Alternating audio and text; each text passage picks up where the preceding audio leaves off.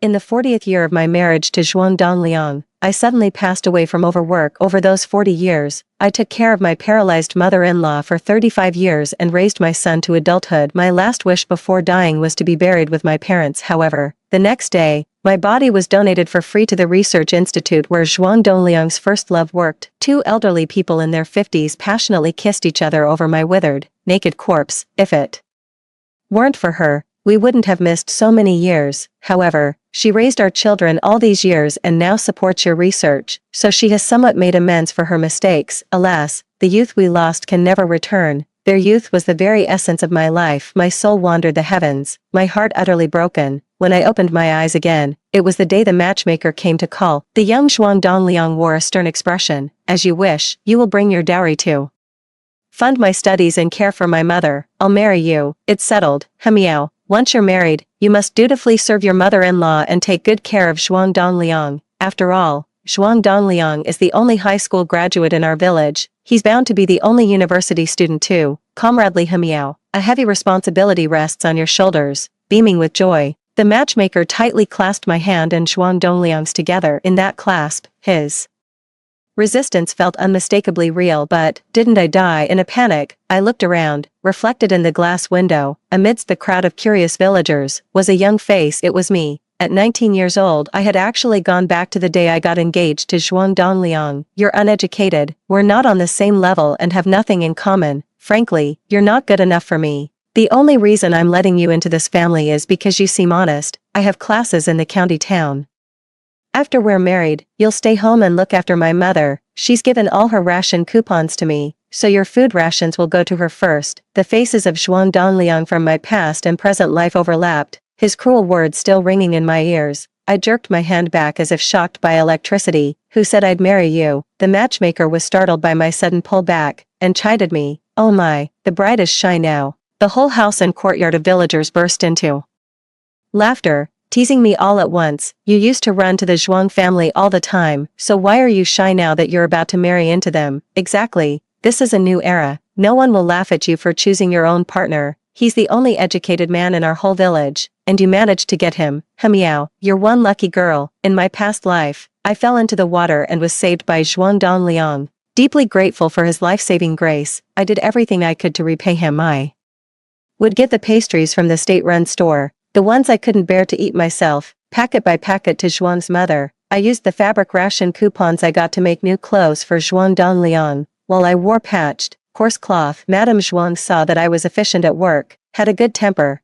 and was an orphan with a dowry of my own. She wanted me to marry Zhuang Dongliang as a form of repayment. Good child. My son Zhuang Dongliang caught a cold and fever saving you. He even missed several days of classes. Besides, everyone knows you were saved by my son Zhuang Dongliang. Mouth to mouth. If you don't marry Dongliang, no one else will marry you. Staying at home as an old maid would make your parents uneasy, even in the afterlife. With a mix of coaxing and intimidation, I stumbled into the Zhuang family's grasp before I even understood what marriage truly was. After 40 years of toiling like a beast of burden, all I reaped was betrayal and mockery. Since fate has granted me another chance, I will not make the same mistakes again. My mother says you should pack your things and come with me today. I have to go to school and don't have time for a wedding banquet. Just as in my past life, Zhuang Dongliang showed no patience, hastily calling on the villagers to help move the dowry. When my parents were alive, they were hardworking and diligent, leaving behind a considerable family fortune later. Relying on my dowry, the impoverished Zhuang Dongliang was able to finish high school, get into university, and upon graduation, secure a position in a government office where his career took off, with everyone bustling about to help carry the belongings. In my past life, I muddled my way into the Zhuang family like that. There wasn't even a wedding, let alone a single celebratory character in sight. I always thought Zhuang Dongliang was just a man devoid of romance. But in the second month after my death, he threw a lavish, spectacular wedding to Mary's son Yuling, personally designing every detail of the ceremony and even shedding tears multiple times at the event. In the old days, marriage was just about finding someone to get by with. It was a tasteless affair no matter who you ended up with. It wasn't until I married Yuling today that I finally understood what it means to find happiness, even if it came late, in this lifetime. I will never stand in the way of his happiness again. Seeing that everyone was about to start moving the Belongings, I hurriedly spoke up to stop them. Stop, put it all down. The crowd looked at me in confusion, Zhuang Dongliang even more impatient. Enough, Li Hemiao, aren't you just trying to carry them out one by one to show everyone how much dowry you have? We're all working people. You're just living off your parents' hard-earned money. What's there to show off? As if I married you for your dowry. Let me tell you, if you hadn't hounded me and my mother, I'd never have married an illiterate like you. The brand new army green trousers Zhuang Dongliang had his hands stuffed into were made by me. I spent a fortune on the fabric and stayed up all night sewing them by lamplight. It was the same in my past life, using my things and then cursing me out. If there's one thing I've gained from living this life over, it's 40 years of experience being made a fool of. I'm no longer that timidly Hemiao from my past life. Seeing Zhuang Dongliang's chin held high, I also lifted my head and crossed my arms. You won't marry me. Well, I won't marry you either. Too, as my words hung in the air, everyone froze in place. After all, in my past life, I truly spent all my time at the Zhuang family's home, with Mrs. Zhuang's gossipy embellishments. The whole village knew I was relentlessly pursuing and had latched onto Zhuang Dongliang, while matchmakers for girls my age wore out the thresholds. I was left untouched because I was spoken for. Now, I firmly pressed down the chair that had been lifted and cleared my throat. Comrade Zhuang Dongliang, I used to help your family because I was grateful that you saved me. Later, your mother said your family was so poor that you couldn't afford tuition, and she asked me to use my dowry to support your education. I reluctantly agreed out of gratitude, but now that you think I'm not good enough for you and you don't value my dowry, that's fine. I don't need to cling to your high status either. From now on, we'll go our separate ways, and we'll leave each other in peace. I spoke loudly and clearly, ignoring Zhuang Dongliang's dark expression as I clasped my hands in greeting to everyone. I'm sorry, folks, for today's wasted effort. I, Li Hemiao, feel bad about it. I'll go buy meat and cook now. Come over tonight to eat, as a celebration of my new beginning. If there are any hard-working men who don't rely on others, please keep me in mind, aunties and grannies. I deliberately emphasized the words, not asking others for help, and shot a glare at Zhuang Dongliang. I was always a free-spirited person by nature. It was only through Zhuang Dongliang's repeated put-downs in my past life that I became timid and insecure, but now I'm determined to pull myself out of this mire. In this lifetime, Zhuang Dongliang can forget about spouting his nonsense in front of me. While everyone was still waiting to see what Zhuang Dongliang would do, I had already swiftly shown him the door. To my surprise, Zhuang Dongliang flew into a rage. Li Hemiao, what kind of game are you playing? How could you possibly not want to marry me? I curled my lip at him. What makes you such a catch? You're as skinny as a baby chick. Zhuang Dongliang hasn't reached a high position yet. He's just a weak scholar supported by others. Amidst the laughter, Zhuang Dongliang's face turned red. Li Hemiao, what are you pretending to be noble for? You even gave me your kidney for me. The word stopped abruptly, but I was shocked in my heart. In my previous life, when Zhuang Dongliang was diagnosed with kidney disease, the technology for kidney transplants was not yet mature. However, after I successfully matched, I didn't hesitate to donate my kidney to him. After the surgery, I neglected my own health and took care of Zhuang Dongliang day and night at his bedside. Due to the loss of a kidney and constant overwork, I developed a chronic illness. How does he know about this now? A bold guess surged in my heart as I noticed the sudden evasive look in his eyes. Zhuang Dongliang might have been reborn. Too, this made me clench my fists in frustration. He still wanted to drag me into the mire. What are you talking about? I pretended not to hear. So, you're going back on your big talk. You want to marry me now? Zhuang Dongliang stared at me, his face once again full of arrogance. Humph, so that's the game you're playing. A feigned advance to cover your retreat. You're desperate to marry me but don't want the reputation of throwing yourself at me, so you try to provoke me like this. I can't believe you'd stoop to this. Li Hemiao, I can tell you right now, there's no way I'm bowing down. If you're going to marry me, you'd better submit early, or else once you step out that door, even if you kneel and kowtow to me. Zhuang Dongliang didn't finish his words before I chased him out of the yard with a broom. What kind of dirty thing is this? Bad luck. Zhuang Dongliang left, grinding his teeth in anger. Fine, Li Hemiao, you made this choice yourself. Just you wait until I'm rich and successful, with a beauty by my side. You'll be so full of regret you won't even know how to cry properly. That evening, I hosted a feast at my home with 8 tables to properly thank the folks from my village. My parents passed away early and didn't leave me any siblings, so I've always had to rely on the help of my fellow villagers for matters big and small. My close girlfriends at the table tried to talk some sense into me.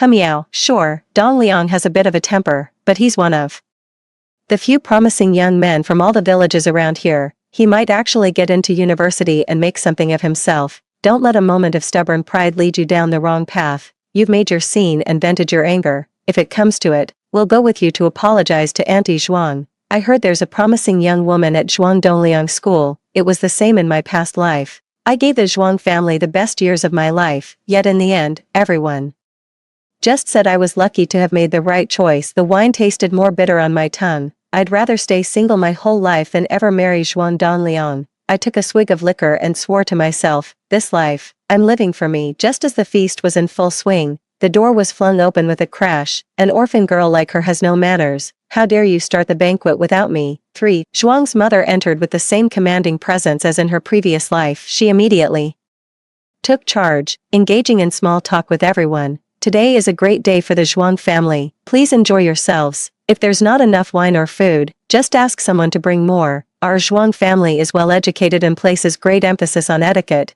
It's my fault for bringing an ill-mannered daughter-in-law into the Zhuang family. I'm afraid I've embarrassed everyone. Zhuang's father was originally the accountant of the brigade. He died of alcohol poisoning while stealing wine in the granary, but Zhuang's mother claimed he died a martyr's death. One always twists the truth with their words. Calling me at the top of your lungs right now. Hey he meow. I gave you money to host everyone. Why did you start eating without calling me when the feast was ready? Once you're part of the Zhuang family, you're not a child anymore. If you're this greedy, people will laugh at you, whispering sweet nothings in my ear. I used to think you were a sensible girl. How did you end up acting like this? Since it's your first offense, I won't hold it against you. Come back with me and apologize to Don Liang. Kneel down and serve me tea, and I'll still consider you my daughter-in-law. Otherwise, watch out. I'll make sure you never get married in your life. Seeing me not moving, he slapped me hard on the back. Are you deaf when your elders are speaking? Get up this instant. How dare the bride sit down before all the guests have finished eating? As she spoke, she snatched the wine cup from my hand. My son is studying to become a high official someday. Alcohol ruins the mind, so he cannot drink. I'll drink this one on behalf of the Zhuang family. Please forgive our poor hospitality. We haven't been good hosts. This turn of events left everyone stunned. So it was Aunt Zhuang who paid, and He Miao who did the work. Why didn't the child say so earlier? After that scene this morning, I really thought He Miao wasn't going to get married. Turns out she just wanted to look good for herself. He Miao, that was wrong of you. Hurry up and offer your mother-in-law a seat. In my past life, when I married into the Zhuang family, we didn't even hold a wedding banquet, yet Mother Zhuang went around collecting congratulatory money from everyone. The next day, Zhuang Dongliang left early to return to school in the county town. I was left alone to run around, using my own dowry to prepare a feast of thanks. When the meal was served, Mother Zhuang, with just a few words, took all the credit for herself. The men were given cigarettes, and the women and children had their pockets stuffed with melon seeds and candy. The whole village sang the praises of Zhuang Dongliang. I hosted the banquet myself to uphold the Zhuang family's reputation, yet Mother Zhuang begrudged the expense and blamed me for taking matters into my own hands and wasting money. Then, under the pretext of thanking people for their gifts, she made me kneel at the doorway to kowtow to everyone coming and going, not even allowing me to eat. A virtuous man's knees are worth gold. It's a wife's duty to kneel for her husband. Obeying your mother-in-law and respecting your husband is the law of heaven, the rule of our village. The next day, my knees were swollen like 2 red sugar buns, yet I still had to work in the fields and manage the household. All my dowry was taken under the pretext of safekeeping by my mother-in-law, and even when I was pregnant and wanted an egg, she scolded me for being greedy. Old grudges and new hatreds. What makes me wish I could tear her to pieces is that in a past life, she was the one who killed my child in her middle age. Mother Zhuang was particularly fierce-tempered and had a fiery disposition. In the 5th year of my marriage to Zhuang Dongliang, she suffered a cerebral hemorrhage and remained bedridden, paralyzed, for over 30 years. Later, as Zhuang Dongliang's career soared, he thought me useless on several occasions and wanted to divorce me. It was Mother Zhuang who insisted on keeping me in the family. It was me who brought He Miao into this house. You've been busy with work, and all these years, it's been He Miao who's been with me. As long as I'm alive, you'll never get He Miao out of this house. Back then, I thought Madame Zhuang was tough on the outside but soft at heart. For over 30 years, I took care of her, even cleaning up after her, until her final days. But on her deathbed, she sent me away and held Zhuang Dongliang and Sun Yuling's hands. I'm sorry, my children. I insisted that Dongliang marry Li He Miao, but I had no choice. If it weren't for Li He Miao's dowry, how could we have afforded to send all of you to university? Later, It was also my fault for being weak and bedridden. I couldn't bear to see you suffer, which is why Li Hemiao held the position of Zhuang's daughter-in-law for 40 years, for the sake of me swapping my own grandson with Li Hemiao's daughter. Please forgive me, I returned with the chicken soup just in time to see Zhuang's mother take the son I had raised by the hand and tell him to call Sun Yuling mother. It was then I realized the child she had taken from me at birth should have been a daughter. My poor daughter, who had only been in this world for a single day, was taken by her own grandmother and left in the back hills to be devoured by wolves. I rushed in to confront Zhuang's mother, but she had already drawn her last breath. I'm calling the police, Zhuang Dongliang slapped me across the face. Li Hemiao, you drove my mother to her death, and now you're playing the victim. My body was already frail, and with the shock and rage, I collapsed to the ground and never got back up. Seeing your enemy makes your blood boil. Yet, Mrs. Zhuang still tried to pull rank as my mother-in-law in front of me. I snatched the wine cup back and smashed it on the ground. Auntie Zhuang must be starving with no rice to cook. She's come here talking nonsense out of hunger. I am not her Zhuang family's daughter-in-law anymore. For Auntie Zhuang, who doesn't know you're a loving mother, you even gave your own food coupons to Zhuang Dongliang. Now where can you find more food coupons to prepare the feast? After my reminder, the villagers finally realized that Aunt Zhuang was seeking vanity, telling everyone herself how difficult it was for a widow to raise a child. What does it matter if an old woman like me eats or not? But I can't let my son, the pillar of the nation, go hungry. I exposed Madame Zhuang's lies, sneering, if you're craving some meat and want to come over for a bite, just tell me, no one will laugh at you. This was the first time I confronted Madame Zhuang. She was stunned and instinctively raised her hand to hit me, but seeing the crowd around, she suddenly wailed and sat down on the ground. What kind of life is this? The new bride just entered the door and already curses her mother-in-law. Fellow villagers, please help me settle this. My son risked his life to save a thankless wretch. At my age, to be scolded by a little girl, I have no face to live. She suddenly rammed her head into my abdomen, making my insides churn violently. In my previous life, Madame Zhuang was bedridden, and whenever the water was too cold or too hot and she wasn't pleased, she would splash it all over me. But I'm not putting up with her anymore. I slammed my knee hard into Madame Zhuang's nose, and she immediately let go of me, clutching her bleeding nose and wailing in pain. Just as Zhuang Dongliang walked in, he happened to see this scene and came over, slapping me to the ground with a single blow. Uneducated wretch, how dare you hit your mother-in-law? May you be struck by lightning. I spat a mouthful of bloody saliva in his face. Zhuang Dongliang,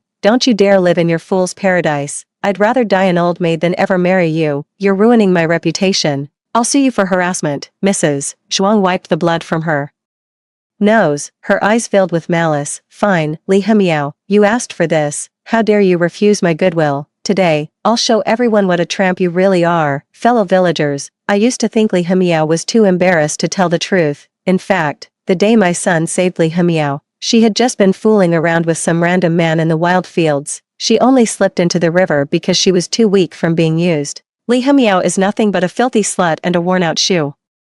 Like a bolt from the blue, the sudden buzz of gossip engulfed me. No matter the era, chastity has always been the deadliest weapon to attack women. A single rumor can destroy me, yet I have no way to prove my innocence in this life and the last. The Zhuang mother and son have sought my death. I wiped the blood from the corner of my mouth, my eyes fixed on Zhuang Dongliang's. Zhuang Dongliang, in the name of all that's just and true, what exactly happened when I fell into the water? Do you dare to tell everyone the truth? The sisters are all chattering away.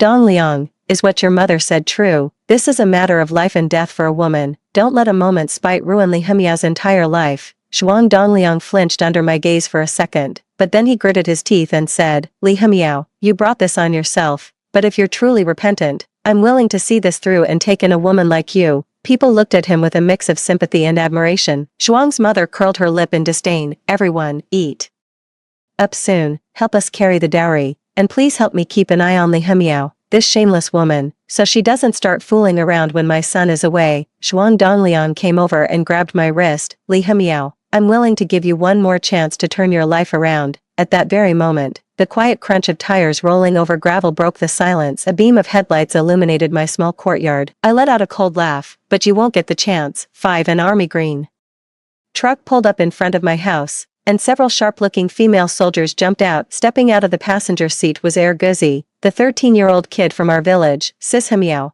I didn't hold you up, did I? I shoved a big handful of candy into his hand and gave him a thumbs up. Talk about perfect timing. the few female soldiers quickly recognized me. "Comrade, it's so good to see you're safe." The villagers were confused, but Zhuang Dongliang turned pale and muttered to himself, "No, it can't be, how could she possibly know?" He hurried over, trying to pull me aside. "Hey, Hemiao, I agree to our marriage, I want to marry you, let's get married right now." Before I could say anything, a female soldier had already pushed him away. "Hey, mister, how dare you touch a lady like that? Huh, is that you? Isn't the person we saved that day the one we handed over to you?" Amidst the sisters' confusion, I revealed the truth. The one who saved me was never Zhuang Dongliang, but a group of passing female soldiers, and this truth was only discovered after my death. Back then, while preparing the feast, I had Ergo deliver a letter for me, relying on memories from my past life. In the letter, I explained my situation and hoped they could come to help me clarify the truth. The barracks were in town, and the female soldiers set off immediately upon hearing the news,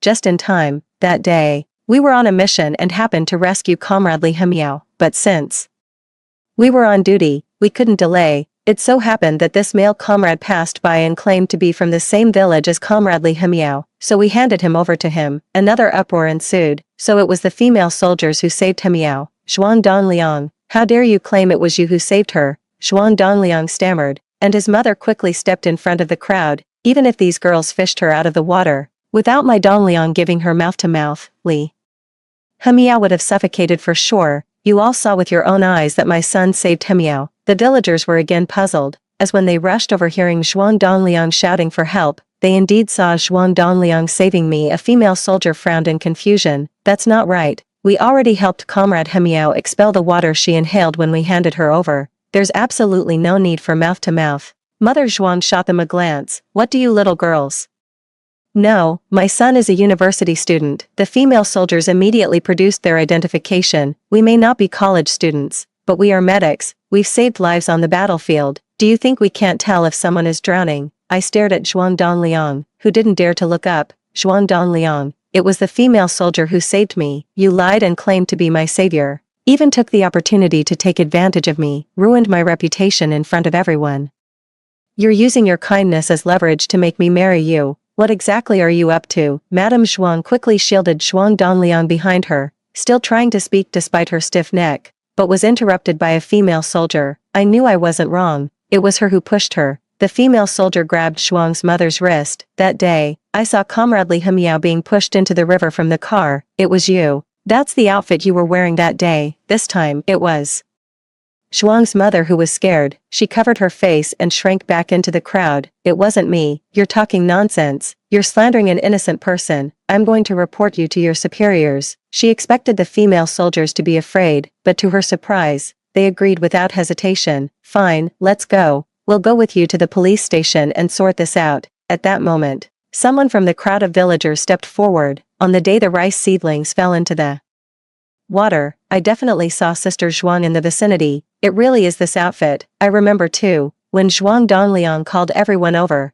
Ed Zhuang was wearing this outfit." How could the female soldier be so certain it was this outfit if she hadn't seen it herself? The truth is out. From the beginning, my drowning was a setup by Zhuang's mother and son. It was all to make me owe a debt of gratitude for saving a life. I slapped Zhuang Dongliang hard across the face. "You shameless scoundrel." 6. The outraged sisters all rushed forward, while Zhuang's mother shielded Zhuang Dongliang and fled in panic, still managing to throw out a harsh threat. "You ungrateful wretch, it's your fortune to be allowed in this door. You'll regret it to your core when my son rises to greatness. Without my tuition, let's see how Zhuang Dongliang will ever soar." The next morning, I packed my bags and arrived at the village entrance. In my previous life, I wasted my entire life at the Zhuang household, constantly being scolded for being a freeloader. Although I never had much formal education, I always managed to find work to support myself before the accident. In my previous life, my dowry was used to support Zhuang Dongliang. Now, I want to use it to open a small shop. Yesterday, the female soldiers heard about my idea and praised me for being bold and proactive.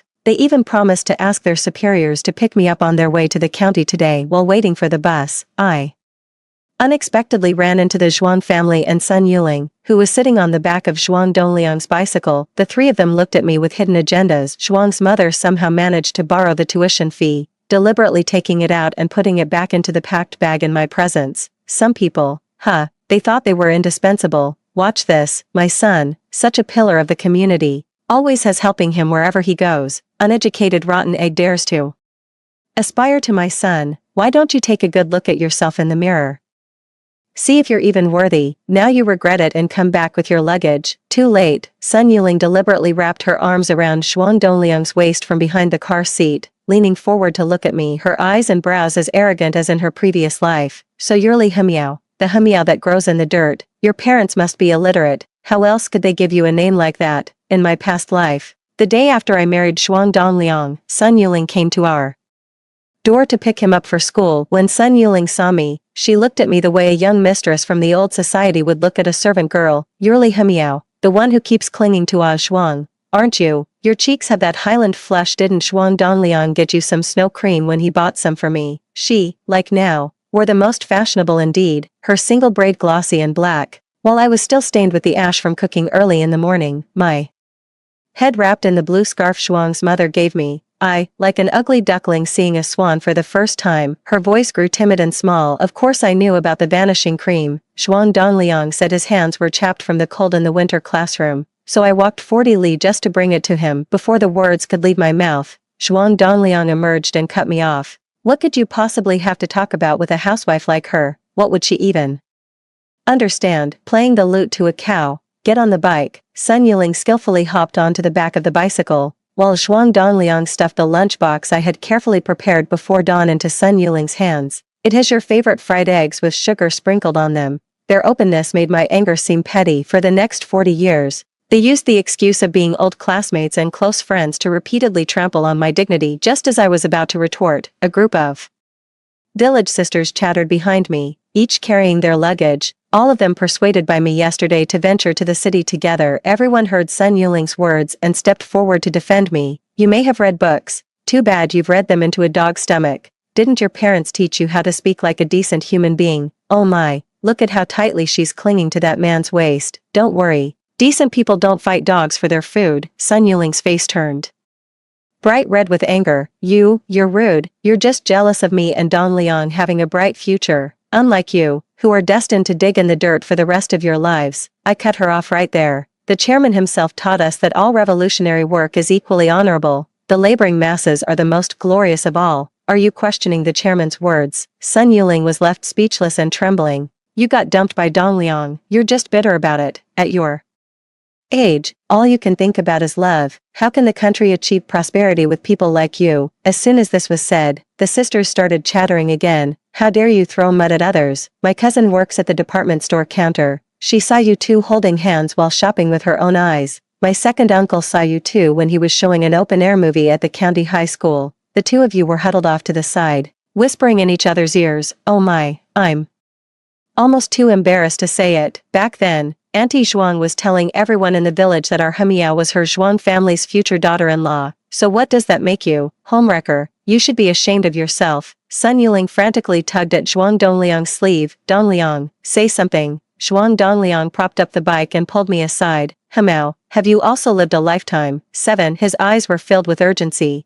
waiting for a positive response. Unless I've lived another life. How could Li Hemiao, who was once played like a puppet in his hands, suddenly change so drastically? I stared into those anxious eyes, a smirk playing on my lips. Xuan Dongliang, have you lost your mind? What do you mean, lived a lifetime? Stop talking nonsense. We have no relationship whatsoever. Keep your hands to yourself. I wrenched my wrist free from Xuan Dongliang's grip. My miserable past life was Xuan Dongliang's masterpiece. I will never let him look at me in this life with that same smug satisfaction. I want him to know that Li Hemiao at the age of 19 looks down on him. Xuan Dongliang. From the bottom of her heart, Xuan Dongliang looked hurt upon receiving the answer, but soon he let out a cold snort. So be it, Li Hemiao. You deserve to never have the fortune of being a high official's wife in this lifetime. From now on, I'll take the broad road, and you'll cross your narrow bridge. We're even, Li Hemiao. Mark my words, I'm only going to get better and better. He was convinced that with the experience from his past life, he was destined for even greater success and prosperity in this one. But how can we possibly be even? He still owes me from a past life. As Xuan Dongliang was about to ride off with Sun Yuling,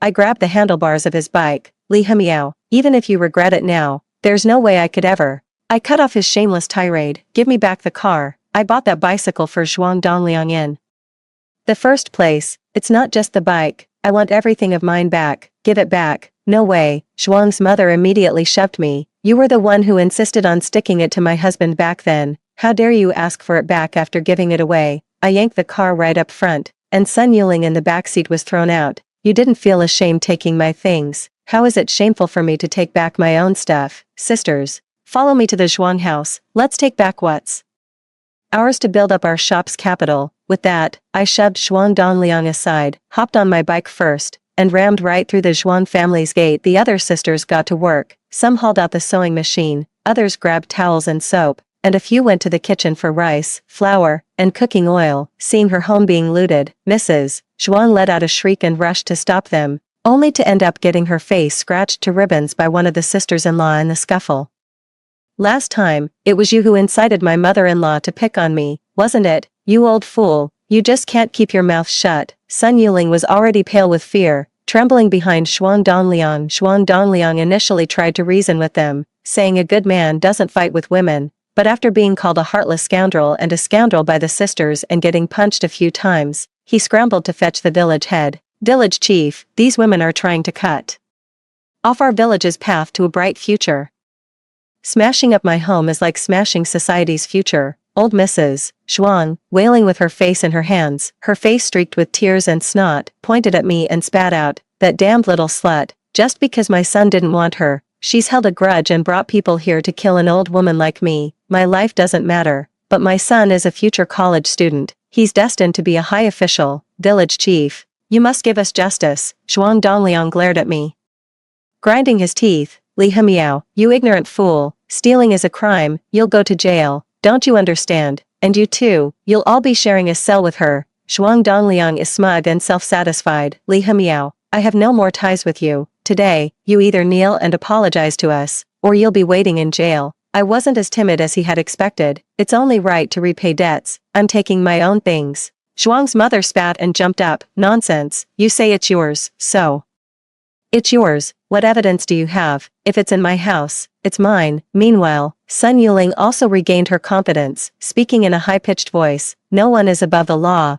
We're going to report this to the police right now. Li Hemiao, it'll be too late for you to claim ignorance of the law and play the shrew then." The village chief, a cigarette tucked behind his ear, also frowned at me. "Hemiao, can you prove these things are yours? If you can't prove it, then inciting a riot is absolutely against the law." I said coldly. "Absolutely." 8. When I pulled out a stack of IOUs from my jacket, Zhuang Dongliang's face turned ashen. "I knew you didn't throw them away. Li Hemiao, you approached me just to benefit from my future prospects, so the cat's out of the bag." Huh, Zhuang Dongliang, to save face in front of me, would always casually toss me an IOU after hinting at wanting something from me. Not just anyone is worthy of taking our Zhuang family's IOUs. When I make it big in the future, these IOUs will double in value and buy your entire life. I always discard the IOUs immediately after receiving them. To save Zhuang Dongliang's face, what's the point of owing anything? I would quietly retrieve them afterwards. Not because I had any grand ambitions for my future, it was because, in my past life,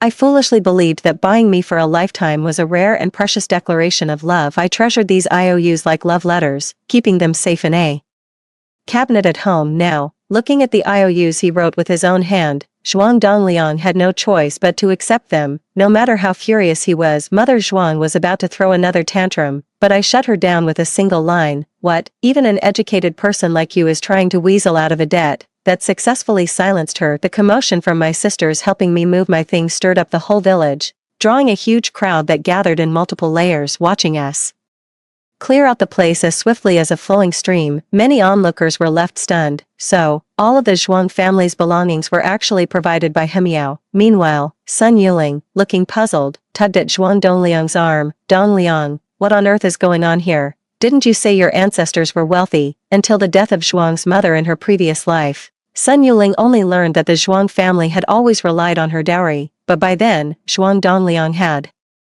achieved success, and the couple no longer faced survival pressures. But now, seeing the poverty-stricken Zhuang family, Sun Yuling clearly couldn't accept it. No matter how Zhuang Dongliang explained that he would definitely pass the university entrance exam and become a high-ranking official in the future, Sun Yuling still refused to believe it. As the two were grappling with each other, the tense standoff was shattered by the voices of several men. "Yuling, didn't you say the Zhuang family was Loaded, they're this poor. How are we supposed to get the money for your brother's bride price? Sun Yuling's face instantly went deathly pale upon seeing the arrivals. Dad, what are you doing here? When we were moving the stuff earlier, I had already sent a friend to the neighboring village to fetch Sun Yuling's father. Sun Yuling, who carried herself like a swan in front of others, was slapped across the face by her father. Worthless girl. All you do is paint your face all day, talking about how many promising young men there are at the high school. In the end, you're messing around with a penniless bum. I'll beat you to death, you good for nothing. Sun Yuling was being dragged out by her hair by her father, and Zhuang Dongliang, who tried to stop them, was knocked down with a few punches by people from the neighboring village. Not a single cent, and you still want to marry a wife. You even went to school. Pfft. Zhuang Dongliang's face was bruised and purple. He glared at me with bloodshot eyes, staring at the house that had been reduced to bare walls. Li Hemiao, you blind fool of a woman, one day, I'll make you kneel and beg me. I just coldly looked at him, pointing at Zhuang Dongliang's brand new army green pants. Take off your pants. These pants are made from fabric I bought and sewed myself. Even if I take them back to cut, burn, or throw them away, I would never leave them for a beast. Zhuang Dongliang's face was red as if it were smoking, not sure if it was from anger or embarrassment. Li Hemiao, you're asking a strange man to undress in broad daylight. What utter shamelessness. Your mind is full of filth. A hooligan like you deserves to be arrested and shot. He probably forgot his own past misdeeds when he said that 9 love between a man and a woman is meant to be enduring. But in my past life, every time I wanted to get close to Zhuang Dongliang, I would be scolded to my face. Do you know how hard it is for the country to cultivate a college student? Do you know how precious my experience is? My energy is to be devoted to the construction of our motherland, not to the rotting flesh of a housewife like you. He scolded me with righteous indignation, as if I were a hideous rat exposed under the bright daylight right there in front of my own corpse. The 60-year-old Zhuang Dongliang was toiling away on top of Li Lingyu, sweating profusely. One moment he was nibbling at her peaks and calling her darling. The next she was throwing her head back and crying out, "Big brother." Their constantly shifting positions and repeated shudders are still vivid in my mind, utterly nauseating. Staring at the brazen man before me, I suppressed my disgust and let out a cold sneer. Stop throwing around execution this and execution that. Do you own the police department or something? You didn't even have the decency to feel ashamed when you said all your classmates had army green pants and demanded I make you a pair. So I'm the scoundrel for wanting my own things back. I raised my voice loud enough for every single villager present to hear me clearly. Zhuang Dongliang, you look down on me with one breath, yet try to take advantage of me with the next. A hypocrite who bites the hand that feeds him. That's what's truly shameless. After several confrontations, Zhuang Dongliang's reputation in the village had plummeted, and now everyone gathered around, jeering and mocking him. Zhuang Dongliang, so it was you who had the nerve to ask for things. You always claim to be an intellectual. So, intellectuals ask girls for green military pants, huh? Amid the crowd's laughter, Zhuang Dongliang's face turned as red as a pig's liver, and in a fit of embarrassment, he actually took off his pants and shoes, revealing a patchwork of red and green long underwear. Zhuang Dongliang angrily threw his pants and rubber shoes at me, stubbornly declaring, who would want a pair of worn-out shoes like yours? Li Hemiao, let me tell you, you're just the bare minimum in my choice of spouse. While I am destined to be a peak you can never match, I ignored his desperate shouting and left with a disdainful chuckle. I opened a small shop near the county high school, shipping goods from the south to the north. On the day of the opening, Zhuang's mother came to cause trouble,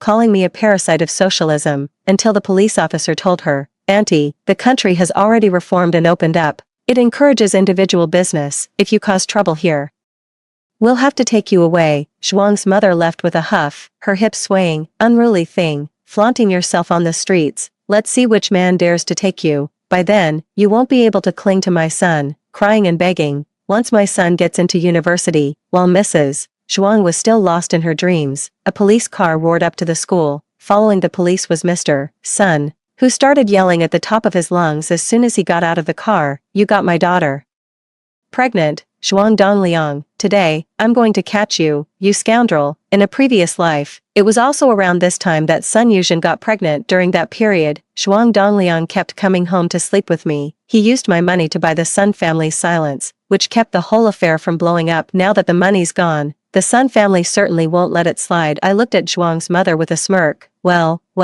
looks like your precious son will have to take his college entrance exams from behind bars. As my sisters and I munched on sunflower seeds, Zhuang Dongliang was pushed into a car with his hands tied behind his back, his mother wailing behind him. "It's that slut Sun Yuling who seduced my son. My son was going to take the college entrance exam." Sun's father kicked Zhuang's mother in the head. "Old whore, shut up." The village mother-in-law lay on the ground, covering her head, her face showing pain as she looked in my direction. "Hamao, I feel dizzy. Good child, come over quickly and help your aunt up." Looks like the stroke from my past life decided to pay an early visit this time around. Listening to Mrs. Zhuang's pleas, I felt nothing inside. I just spat out the sunflower seed shell from my lips. "You will all pay for my daughter's life." 10 To everyone's surprise, Zhuang Dongliang was released again, and even ended up marrying Sun Yuling. Because of Sun Yuling's health issues, she couldn't have an abortion, and the Sun family didn't want to add 2 more mouths to feed, but the Sun family insisted on receiving 50 taels of silver as betrothal gifts,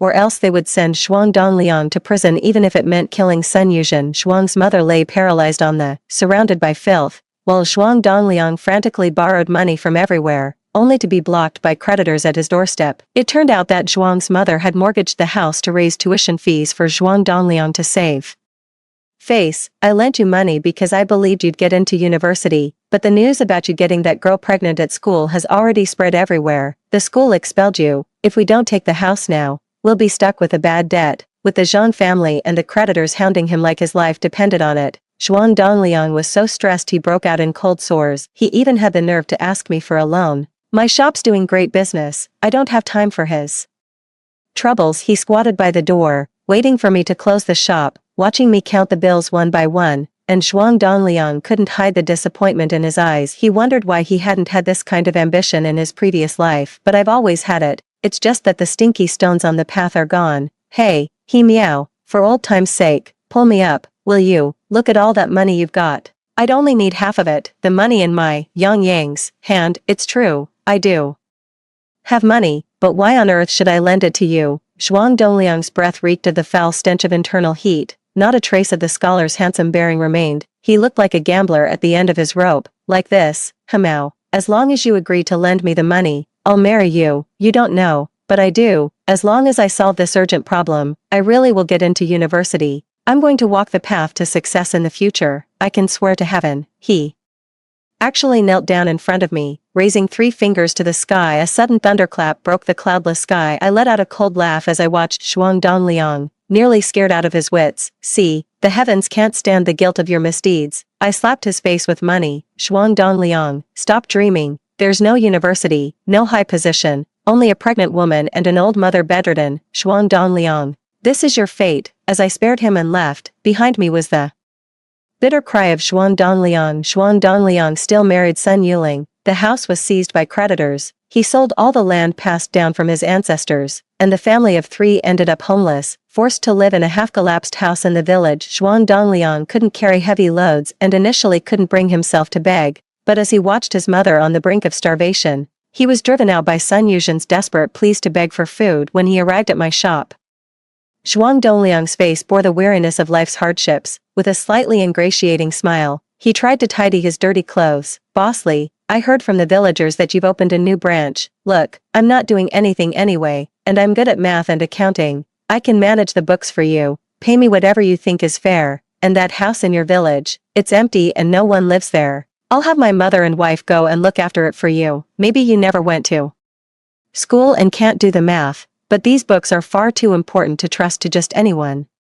All the girls I started out with are now living the high life. Get lost, you filthy beggar. Don't make us late for night school." I never once looked Zhuang Dongliang in the eye before I left. The next I heard of Zhuang Dongliang, he had gone mad. During a marital spat, Zhuang Dongliang stabbed his wife to death. He even ripped out the unborn child and hacked it to a bloody pulp. He slit his own mother's throat too, and as he cut his own throat, he was muttering something about wanting a do-over. "Oh, and what about starting over and marrying you again?" "Hey, meow, how can a perfectly fine person just go crazy?" Watching the villagers smacking their lips, I shook my head and chuckled. "Today is the grand opening of my new shop. Everyone, eat and drink well. Don't mention those unlucky things." The clinking of wine glasses filled the air, and I wondered if Zhuang Dongliang would ever get another chance. All I know is that for the rest of my life, I will live each day to the fullest and find my happiness. That's all for the first story. Don't go away, The next one is even more thrilling. After Jiang Yan's beloved White Moonlight was in a car accident, he insisted on bringing her home to care for her. I wasn't making a fuss. I agreed without hesitation. He looked genuinely moved and said, "Our relationship is purely innocent. I just want to ensure she has food, clothing, and care for the rest of her life. Please, don't read too much into it." I didn't dare think about it at all. I just wanted to get out of there as soon as possible. You see, in 7 days, I would die from overwork. On the day of the funeral, he went and married his White Moonlight. I'm dying the moment I was reborn. This truth consumed my every rational thought. So when Jiang Yan flew into a rage again, demanding to bring his White Moonlight back to live with us, I didn't put up a fight, agreed, hurry up and pick them up. In the context of life, everything else is trivial. At 55.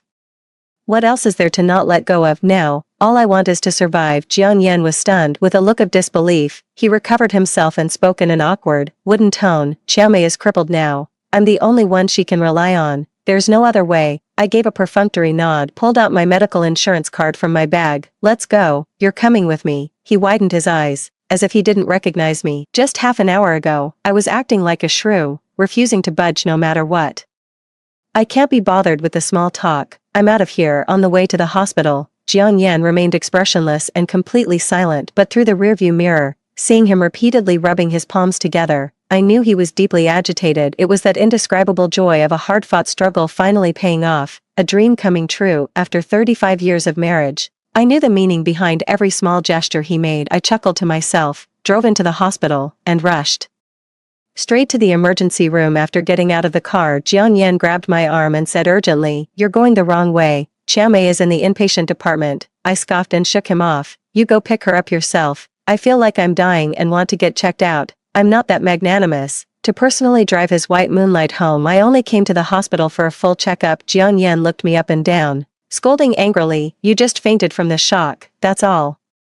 You came to in 2 minutes. There's nothing wrong with you. I thought you genuinely accepted Xiao Mei. I never imagined you'd curse yourself just to make me feel guilty." I shook my head. "You're overthinking it. Don't worry, I won't stand in your way. In my past life, I objected vehemently, but it was futile. I've already been through the death experience. It's time to suppress the emotional mind and make the most correct choice in this life. I've decided to fulfill them." I spent the whole day in the hospital, getting various scans. Finally, the doctor concluded, "Apart from slightly high blood pressure, there's nothing wrong. As you get older, make sure to get plenty of rest." I breathed a sigh of relief, grateful that it wasn't cancer. I'm just worried that there might be some underlying condition that could trigger other illnesses. By the time I left the hospital and got home, it was pitch dark outside. As soon as I opened the door, I heard laughter inside. The laughter stopped abruptly when they saw me. My daughter Jiang Lan stood up from the sofa, looking a bit upset. "Mom, where have you been? You knew Aunt May was coming to stay, yet you didn't even prepare the room." I took a deep breath, forcing myself not to slap her. The little cotton-padded jacket I carried for 10 months turned against me for another woman. All that suffering in vain. Seeing I didn't respond, Xiao Mei's smile was bitter as she wheeled herself over. "Sister Zhou, I'm the one causing you trouble.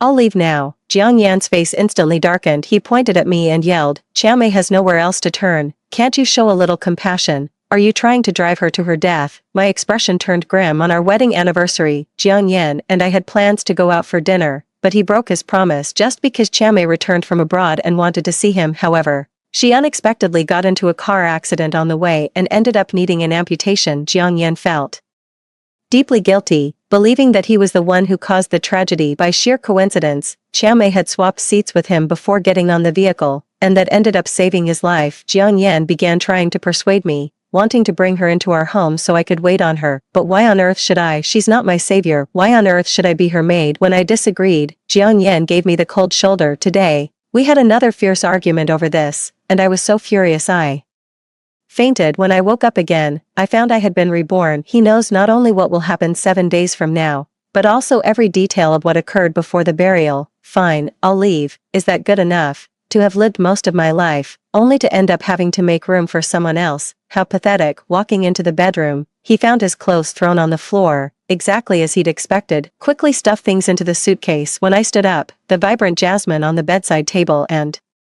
the crisp new sheets made my heart ache like it was being clawed by a cat. Jiang Yan always claims to have low emotional intelligence, not being cunning or romantic, yet he remembered that Xiao Mei loved Jasmine the most. Some people aren't incapable, they're just heartless. What's with the attitude now? If you leave, who's going to take care of Chiaomei? Jiang Yan grabbed me, refusing to let me leave. Mom, Dad and I both have to work. You're the only one at home with nothing to do, just idling around all day. You can cook at home and keep Aunt May company for a chat. Words come easily. My daughter looks at me as if I were a petulant child. In my past life, I gave in. I took on the responsibility of caring for Chiaomei, and it ended in a miserable death. Now, I just want to live a relaxed life. Since you love each other so much, take care of each other yourselves. She then took out a divorce agreement from her bag and threw it in Jiang Yan's face. Sign this, and you can take care of each other in bed if you want. No one's stopping your love. Jiang Yan's face turned dark in an instant. Clenching his anger, he bent down to pick up the paper from the ground, only to be shocked. You're crazy. Not crazy, just want to survive. Sudden death was caused by their Chiaomei, at her age, is still acting all coy and demanding, wanting everything. She complains to everyone, both openly and secretly, accusing me of mistreating her and not feeding her. Jiang Yan called me an ungrateful wretch. He said, if it weren't for Chiaomei saving me, you might have become a widow. Can you show a bit of conscience? I have no heart. My conscience has been eaten by a dog, so hurry up and get a divorce. Marriage is easy, but divorce is harder than Tang Sanzang's pilgrimage to the west. The negotiation failed. I'm not discouraged.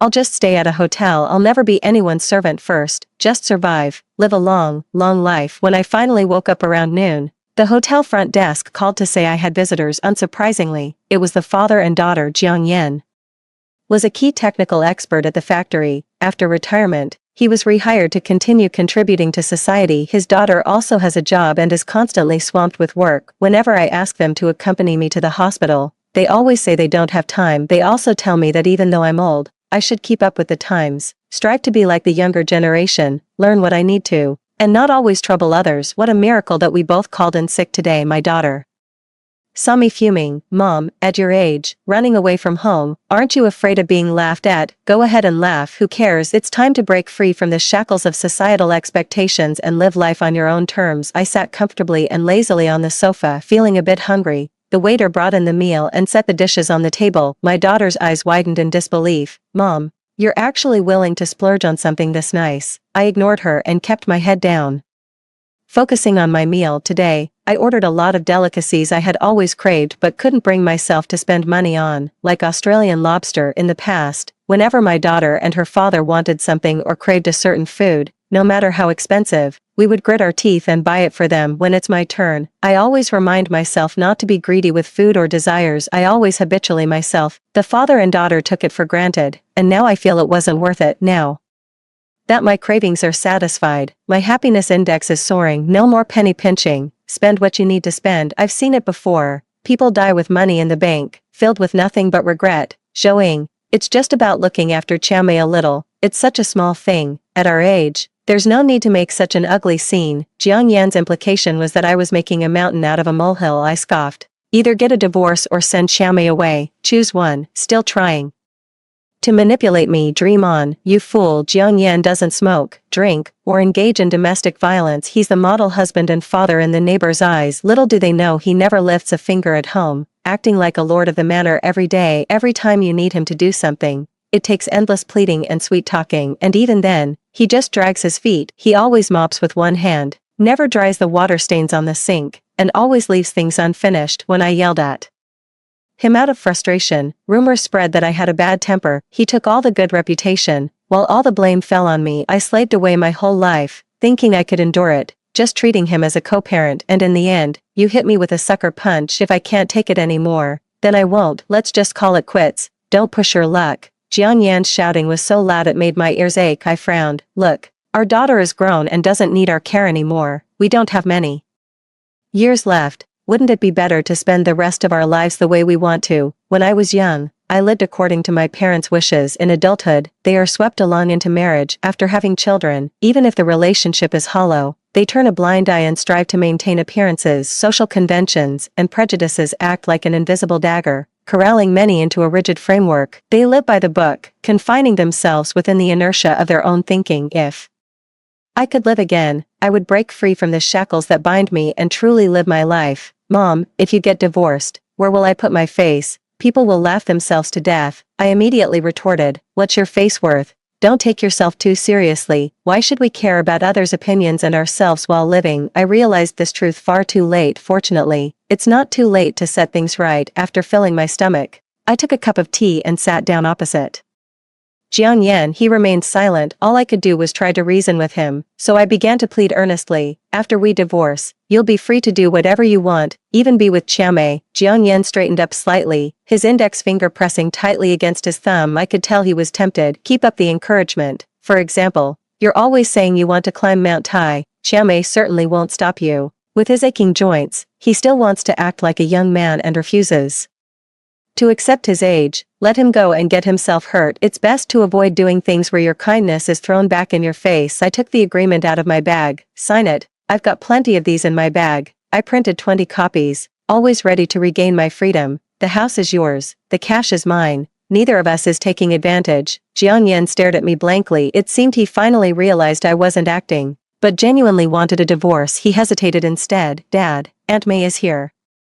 Just then, the door suddenly swung open. Looking at the two people in the doorway, my heart was a whirl of emotions. Just now, my daughter answered a phone call and I thought she had left for something important, but it turned out she went to pick someone up. My daughter is very close to Chiamei. It's because Jiang Yan secretly takes her to meet Chiamei every year without telling me. Before long, she opened up to them completely and started treating them like her own mother. After 35 years of raising you, I get no credit, only blame. To say I'm not heartbroken would be a lie. Moreover, she was fully aware of Chiamei's true identity. Brother Jiang, it's all my fault for causing trouble in your family. Chiamei looked at the agreement on the table with guilt. You should just send me back to America. After my husband and son passed away, my daughter-in-law disappeared with the child, leaving me with no one to rely on. Should I return to America and beg for a living? What a clever move to retreat in order to advance. Dad, you promised to take care of Aunt May. The daughter is getting anxious, turned around and yelled at me. Mom, why can't you accept Aunt May, who is such a good person? You're so cruel. I was so furious that my whole body trembled, and I slapped her across the face. Since you care so much, then take care of her, support her, and treat her like your own mother. Recalling all the past events felt like gnawing pain in my bones. During that time when I was taking care of Chiamei, she repeatedly and deliberately dropped cups on the floor, cut her hand, burned holes in the bedsheets, and other inhumane acts. For in the end, they still claim it's me who's resentful, that I'm the one slamming things around, breaking stuff, and tormenting her. Yet the father and daughter were blind to the truth, believing every word she said. I'm not just physically exhausted, I'm mentally shattered, on the verge of suffocation. You want a divorce, and now you're pushing our daughter away too. Jiang Yan looked at me as if I'd lost my mind. I responded with icy indifference. I want neither of you anymore. The father and daughter froze for a moment. Emotional control completely collapsed. Jiang Yan finally signed the document. As I walked out the door with all my luggage, I felt the air was free. My daughter grabbed my hand, her expression panicked. Mom, please leave me some money. I remained expressionless. Adults should be self-reliant. If you want money, go ask your dad. Not only did she choose to be with Jiang Yan, but she also vowed to take care of Chiamei in her old age, treating her like a real mother. My heart isn't made of iron after all. It hurts too. Why give money if you're not appreciated? I'm not a masochist. Only after safely spending 7 days in a 5-star hotel did I truly relax. Leaving toxic people behind is indeed the best way to stay alive. In the following days, I rented houses everywhere. After the Lantern Festival, I found a 2-bedroom apartment. It was move-in ready, close to the school, and in a good school district. On the first day of the new semester, I went into the school to teach my students. I'm a university professor, and I retired not too long ago. The university had offered to rehire me to continue teaching, but I turned it down at the time. Coming back now is just to kill time. Actually, staying home alone doing nothing will rust your brain. Scrolling through your phone every day will only make you feel emptier because you can't find a sense of purpose. Boredom can be like a harvester, draining everyone's vitality. On my way home after class, I ran into an acquaintance, Xiao Wei. Seeing me, she excitedly rushed over. Aunt Zhou. Her voice cracked from excitement. Xiao Wei was once a student I sponsored. It all started when she posted on Xiaohonghong, saying both her parents had passed away, and due to financial hardship, her brother and sister-in-law had no choice but to send her out to work. However, she was a good student and longed to continue her education, but she didn't know what to do. After investigating, I found that her situation was indeed true, so I started supporting her from middle school until she finished high school. Aunt Zhou, I'm going to get something. Wait for me for a moment. he said and ran off like a gust of wind. When she returned, she was carrying a nylon bag on her back. She ran until she was sweating profusely.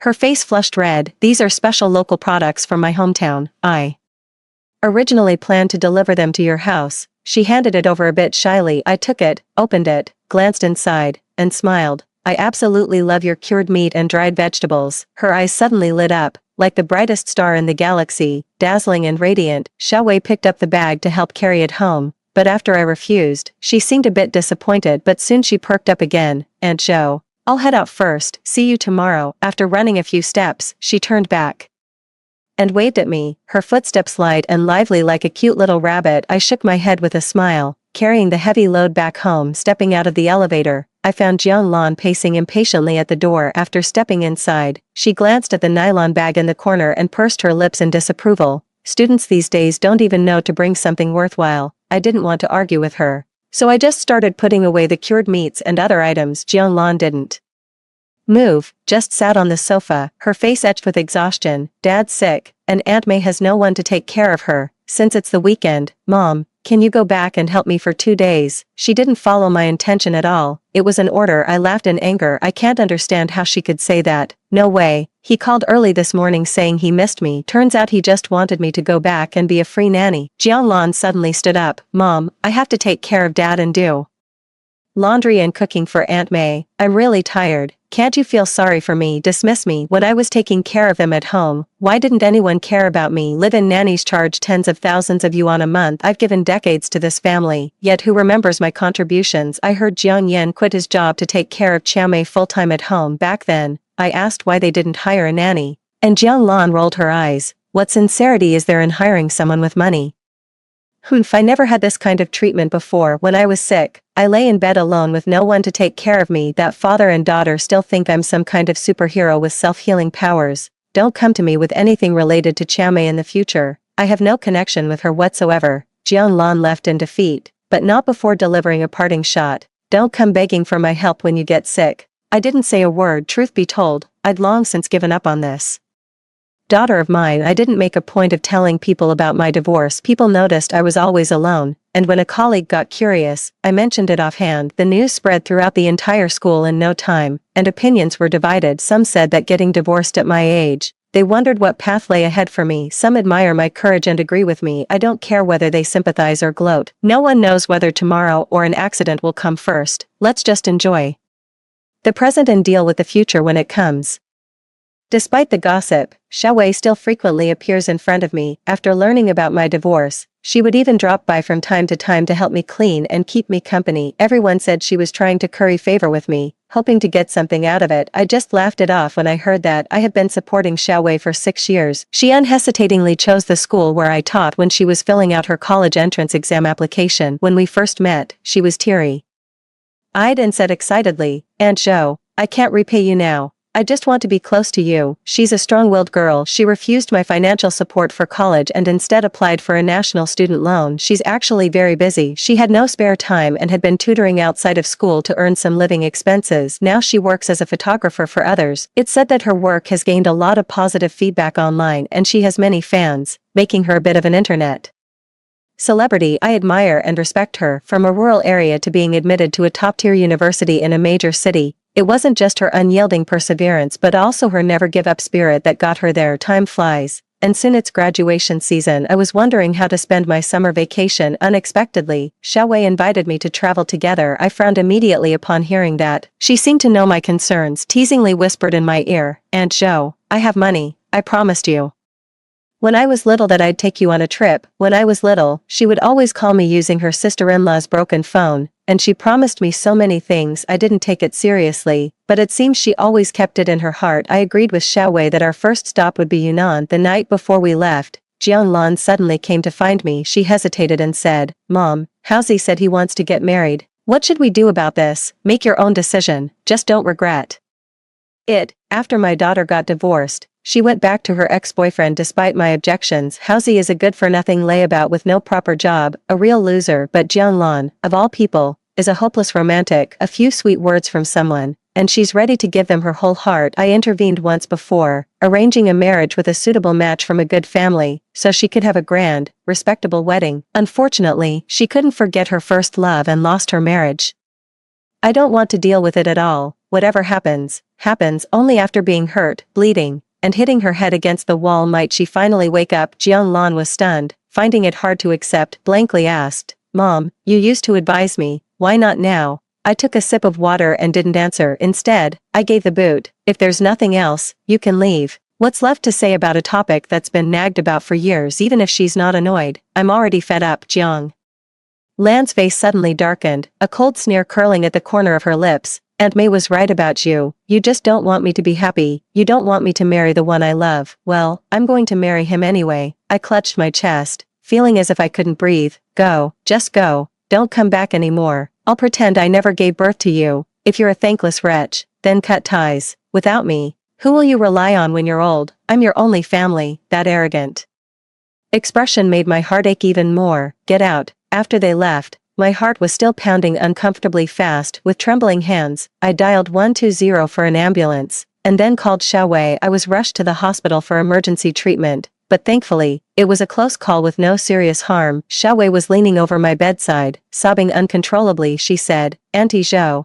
please let me move in with you. I'm just too worried to leave you alone. My heart ached, yet it was also deeply touched. This whole incident taught me a lesson. Everyone says raising children ensures support in old age, but if the children are unfilial, they are not here to repay kindness but to seek revenge. I spent half a month recovering before I went to Yunnan with Xiaowei. She took photos for me, enjoyed various local delicacies, experienced the local lifestyle, and met many travel enthusiasts. Every day is filled with excitement. Xiaowei saw my joy and came running over with the camera, grinning from ear to ear. Aunt Zhou, why don't we continue to the next city? Look, we've gained more followers again. The fans are asking me to take more photos of you. They really enjoy watching them. I looked at the comments section, feeling a mix of emotions I couldn't quite put into words. Ever since Xiaowei shared the story of how we met online, everyone has been calling me Zhou the Good. They say it was me who lifted her up, giving her a bigger stage and a new life. Everyone is thanking me for my kindness. If it was me who pulled Xiaowei out of the mud, the person she should thank most is herself. If it weren't for the awards plastered all over the mud wall, or the deep longing in her eyes,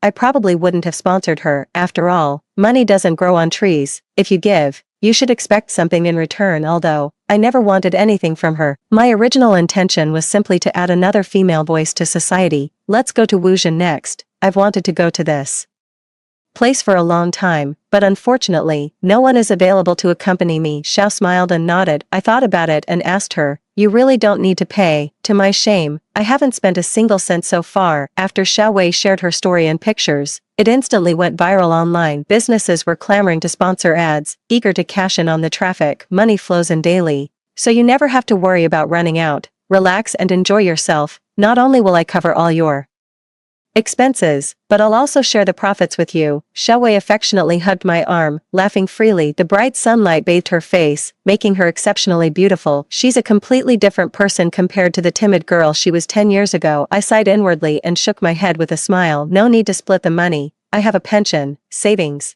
and I'm not short of money. Just as I was having too much fun outside to want to return, my ex-husband called. He sounded a bit displeased. Your daughter is getting married. You should come back for the wedding. I refused without a second thought. 2 weeks ago, Jiang Lan called me asking for money. She didn't mince words. Mom, I need at least 300,000 for the wedding. I hung up the phone right away. I gave her the benefit of the doubt. For my first marriage, I gave 400,000, and now for the second marriage, you still want to take advantage. I never heard a word of concern from her after my divorce. She only takes but never gives. No one will indulge such a selfish person. Even if she is my daughter, I traveled around with Xiaowei and didn't go back to teaching. This is the best of times, having fun every day, uploading photos and videos online, and throwing in some ads. Money comes rolling in. Unlike the past, when we worked diligently and saved bit by bit, the dividends of the internet not only sustain us but also introduce me to people from all walks of life. I've also experienced many projects I've never tried before, but most importantly, it broadened my horizons. As the new year approached, I finally made it home. The next day, my ex-husband showed up at my door. He looked me up and down, his face a mix of emotions. You're not just doing better without me, but your life is also quite vibrant. I smiled but said nothing. After Jiang Lan's antics landed me in the hospital, I immediately blocked both her and her father on everything once they figured it out. They had to borrow other people's phones to call me. Jiang Yan has definitely come across my stuff. Online, I mean, I'm a bit of a micro-celebrity now. Plenty of friends and family know about it. I leaned against the doorframe and told him to cut to the chase. Jiang Yan had changed a great deal. He was hunched over, as if carrying the weight of the world on his shoulders. His clothes hung loosely on his gaunt frame, as thin as a rake. He looks a full 10 years older, a world away from his former self. It seems he's been having a very hard time. Your daughter is ill. You should go and see her. I don't want to go. Even after half a year, I still can't forget the agony of being on the brink of death. I collapsed on the sofa gasping for breath, yet she turned a blind eye. Whether she is well or not now, it no longer concerns me. I refuse to go, but Jiang Yan is determined to pick a fight with me. He just wouldn't leave. I was at my wit's end, so I had to go to the hospital. Jiang Lan saw me, and the tears just started streaming down my face. She rolled up her sleeve, revealing the bruised skin beneath. Mom, Housie is a monster. Apart from her face, which was untouched, her body was covered in horrific injuries. He didn't just abuse me at home, he also gambled and swindled me out of all my money. I have nothing left. As she spoke, she broke down into heart-wrenching sobs. Mom, I really regret it. If I had listened to you, I wouldn't have been pinned down and beaten. After hearing her sob story, I remained silent. Jiang Yan had previously told me the whole story after getting married. The couple enjoyed a sweet and harmonious period, but the good times didn't last. One day, debt collectors showed up at the door, saying Housie owed a lot of money. Housie's gambling problem was exposed when Jiang Lan confronted him. He tried to sweet-talk and placate her at first. Later, he simply dropped the act, showed his true colors, and started hitting her whenever he was displeased. The relationship between the two grew increasingly tense, and their fights became more and more vicious. I let out a cold, scornful laugh upon hearing it. A person can pretend for a while, but they can't keep up the act forever. Now that they had successfully deceived and won the person over, they felt invincible and dropped the pretense completely. Jiang Lan could have avoided the pitfalls. Unfortunately, she didn't listen to my advice, and this is where she ended up. I don't feel the slightest bit of sympathy for her. Instead, I want to shout, serves her right. Once Jiang Lan had calmed down, I didn't mince words and got straight to the point with my advice. You should get a divorce. She stared at me blankly, hesitating. Mom, I'm pregnant. Just get rid of it. A clean break is better than a lingering pain. A child born into a family like this would never be happy. A useless mother, a gambling father, a broken home. It's starting life on the hardest difficulty. Just the thought of it makes my skin crawl. I want to keep this child. Hearing that, I stopped trying to persuade her. I knew she wasn't ready to accept it. She couldn't accept that her final choice was wrong, and she still hoped to use their child to reach a man with no heart. While most men in this world are selfish by nature, bound by morality, they at least have a bottom line. Counting on a gambler to reform is nothing short of a fantasy. At the door, I bumped into Jiang Yan pushing Qiaomei, and Qiaomei's eyes flashed with displeasure when she saw me. She smiled insincerely. Jiang Lan is far too willful. What married woman visits her mother's house every single day? Sister Zhou, you really must talk some sense into her. I ignored her and turned to glare at my ex-husband. Your daughter was beaten like this. Why didn't you call the police? Jiang Yan stammered. She wouldn't settle down and live properly, always making a scene and disturbing the whole household. Qiaomei said family shame shouldn't be aired in public. We couldn't call the police. I looked at the father and daughter, at a loss for words. If I hadn't kept this under wraps, Jiang Lan's reputation would have been ruined by now. She took 200,000 from brother Jiang, spent her days hanging out with Housie. Neither of them worked, living off their savings, and only started causing trouble when the money ran out. How old is she now? Still relying on her parents. No matter how much money the family has, it won't be enough for her to squander. Qiaomei spoke sarcastically, her face full of disdain. Jiang Lan exploded after hearing that. She leapt out of bed and started screaming. Why shouldn't my father's money go to me? You do nothing all day. All you have to do is spread your legs, put on a fake sob, and my father showers you with cash. What kind of trash are you? Anyway, I was utterly dumbstruck. They were once as close as mother and daughter, but now they're at each other's throats like mortal enemies. It's only been half a year, but the developments in people and events have exceeded my expectations. Qiaomei was so angry she almost fainted. With tears in her eyes and her head tilted at a 45-degree angle, she cried out, "Ly, brother Jiang." The lingering echo was so enchanting that it made people's hearts melt. Jiang Lan pointed at her nose and scolded, "At your age, you still make such disgusting noises. If you love acting so much, why not join the entertainment industry and star in a drama where the falls for his stepmother? That would be quite a show." As soon as these words were spoken, everyone present fell Silent. Jiang Lan's bizarre remark made the atmosphere unbearably awkward. Jiang Yan hastily led everyone to evacuate. I didn't leave. I wanted to watch the drama unfold, so I asked Jiang Lan what had been going on lately and why she was at each other's throats with Chiao Mei. She sighed and began to explain the reason. It turned out that, unable to get money from me, Jiang Lan had gone to pester her ex-husband. Jiang Yan had planned to sell his 4-bedroom apartment, buy a 2-bedroom one instead, and give her half of the leftover money. Chiao Mei stepped forward, absolutely refusing. They said that a daughter who constantly takes money from her parents' home, with her character, won't be relied on for support in the future. Jiang Yan listened and didn't insist further. In the end, they barely managed to gather 200,000 for the dowry. The bride's family had no money, and the groom's side was even poorer, penniless, to be exact. The wedding was a shabby affair, and it became the subject of hushed gossip for a long time. Mom, every time I go back home, she gives me the cold shoulder and is constantly whispering in Dad's ear, poisoning him against me. Jiang Lan started crying again as she spoke, her words coming out in choked sobs. They say a stepmother means a stepfather too, and they're absolutely right about that. I must have been blind to treat her like my own mother. I sighed. Every effect has a cause. It's not someone else's fault. I didn't say anything more, just told her to rest and recover. She couldn't bear the thought of ending the pregnancy, yet she couldn't stand on her own 2 feet. No one could help her. After resting at home for a day, I had planned to go out and buy some New Year's goods, but I never made it. Jiang Lan arrived. The moment she stepped inside, she fell to her knees before me, wailing and howling. Mom, I was wrong. I really know I was wrong. Please, you have to help me.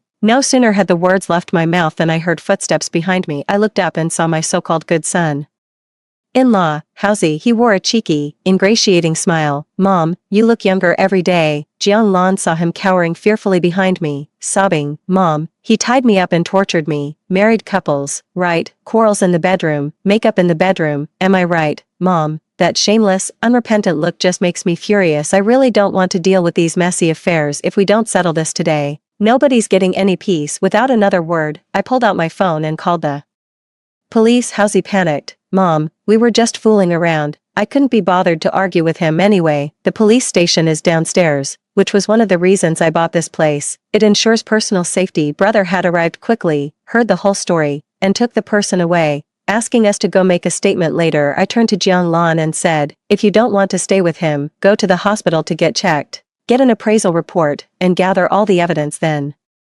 file an appeal. She almost fainted from crying. Divorce, I've had enough. Her disheveled hair clung to her bruised face, making her look utterly wretched. Mom, I'm sorry, it was so stupid of me. I shouldn't have divorced Qin Shun. Her hand was tightly clasped, and regret threatened to overwhelm her. I pulled my hand back, looking at her broken fingers, not wanting to say a word. Qin Shun was the son-in-law I had carefully chosen, and he had once been my student. He was good-looking, a college graduate, came from a good family, and knew how to conduct himself appropriately. After catching Jiang Lan cheating, he didn't make a scene. Instead, he knelt before me and said with self-reproach, Professor, I'm sorry, I can't give your daughter the happiness she deserves. When we divorced, Jiang Lan wanted to split the assets, but I stopped her as the party at fault. How could she have the nerve to claim what belongs to others? I was single-minded in my desire to find a family of equal social standing for my daughter. This way, not only are their family backgrounds and educational levels similar, but their core values also align, allowing their small family to thrive in the long run. Unfortunately, Jiang Lan failed to appreciate it. Her marriage, where she married down, did not bring the happiness she imagined. Instead, it backfired, leaving her utterly scarred. But all of this was exactly what she deserved. I recommended a highly competent divorce lawyer to Jiang Lan. I didn't get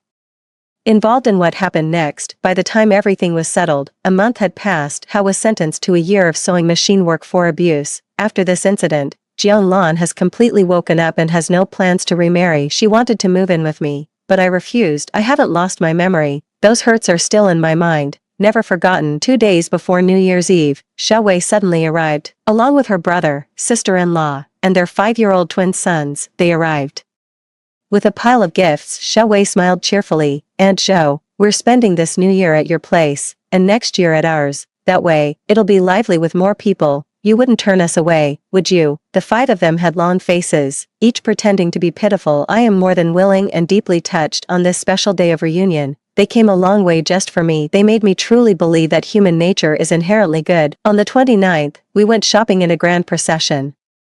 Upon arriving at the women's clothing section of the big mall, we found people arguing. Upon closer inspection, it turned out to be my ex-husband's family of 3. Chow Mei looked a bit disheveled at the moment the wheelchair was tipped over, and she had fallen to the ground, yet no one came to help. This was because Jiang Yan and his daughter were arguing. After listening for a while, it became clear that Chow Mei wanted to buy a 5,000 yuan coat. Jiang Lan refused. She jumped up, pointing at Chow Mei on the ground, and said, "Do you have any shame? How dare a little flower like you wear such an expensive dress?" Jiang Yan's face turned red, and he remained silent under the weight of everyone's pointed stares. Chow Mei buried her face in her chest in mortification. I didn't go over to say hello, deciding instead to find another shop to buy clothes, but Jiang Lan, with her sharp eyes, grabbed my arm and pulled me back. Seething with indignation, she said, "Mom, you've never even worn clothes this expensive. What right does she have to wear them?" I just smiled. My ex-husband was actually quite stingy. Even without Jiang Lan stopping him, he wouldn't have agreed to spend that much money on a piece of clothing otherwise. Why would he just stand there, letting his daughter run wild,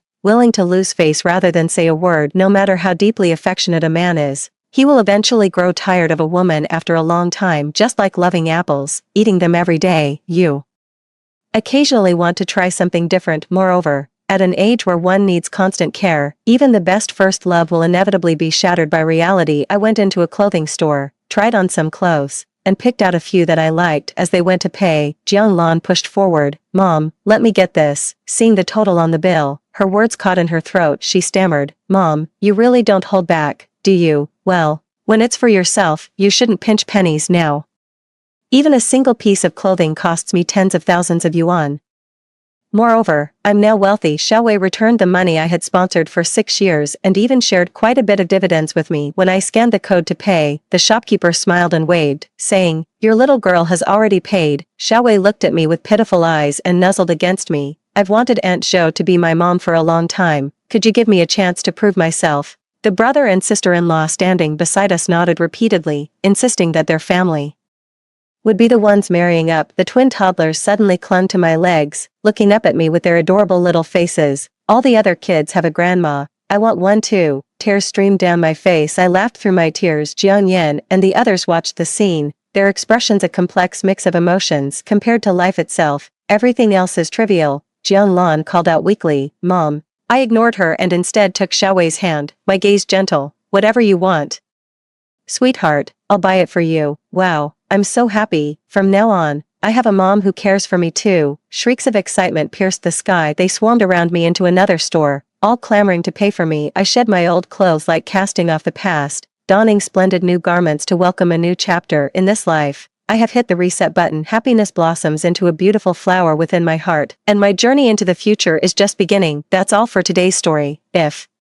you enjoyed this video, please give it a like and subscribe. If you have any suggestions, feel free to leave a comment below. See you in the next video. Story 2. In my youth, I met someone who took my breath away at first sight. He was the dazzling son of a shareholder, and I was a poor student at school. On Lin Shen's birthday, he lost his sneakers. Everyone was convinced I was the thief. Even Lin Shen looked at me with contempt. "Didn't your mother teach you not to take what isn't yours?" But he didn't know. I really don't have a mother. My father was invited to the school and subjected to a barrage of humiliation. I was forced to drop out of school. Later, I heard this high and mighty young Master Lin had been looking for me for 11 years. Everyone thought I had stolen Lin Shen's sneakers. They rummaged through my backpack. They even pried open the locker. "You've gone too far. Xiao Yu pulled a gift box from my locker. Still making excuses. Whose sneakers are these if not Lin Shen's?" "Thief, how disgusting." Even Lin Shen was looking at me with utter disgust. They were all convinced that the things inside were Lin Shen's sneakers. That's not. Xiao Yu has already opened the gift box. Inside is a niche wallet among Lin Shen's dazzling array of gifts. It looks so shabby. "Oh, is this the gift you prepared for Lin Shen?" Then, everyone burst out laughing. They looked at me as if I were a joke. "No, it's not." Xiao Yu, however, seemed to have caught me off guard. He held the birthday card in his hand and read it aloud. "To classmate Lin Shen, happy birthday. It's just a small gift. I hope you don't mind it. Ha ha ha ha." Xiao Yu burst into laughter. Lin Shen's face grew darker and darker. The look in his eyes when he glanced at me grew increasingly disgusted. "Tang Xian, how dare you give this worthless trash to Lin Shen? This scrap of cloth isn't even fit to polish his shoes. It's so pathetic. Why even bother giving a gift?" They had no idea this wallet was something I saved up From my living expenses for a long time. Lin Shen held the wallet, as if looking at a joke like no other. He calmly walked up to me. You throw it, or shall I?